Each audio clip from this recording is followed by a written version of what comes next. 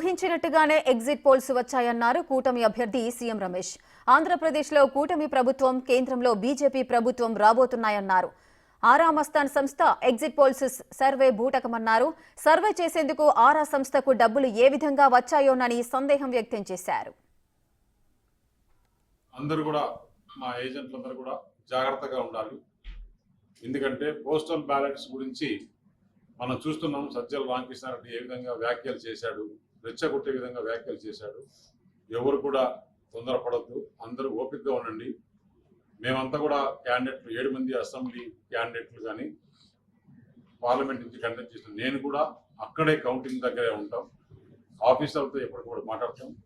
ఎలాంటి తొందరపడాల్సిన అవసరం లేదు. వాళ్ళు కావాలనే పోలింగ్ ఆటంకాలు కల్పించాలా, లేకుంటే అక్కడ ఇది లేదు, సీల్ లేదు, అది లేదు అని చెప్పేసి ఏజెంట్లు కొంచెం చేసే ఉంది.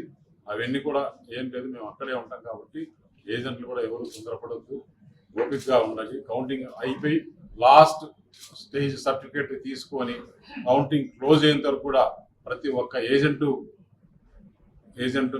కౌంటింగ్ హాల్లోనే ఉండాలని చెప్పేసి వారికి అందరికీ విజ్ఞప్తి చేయడం జరిగింది.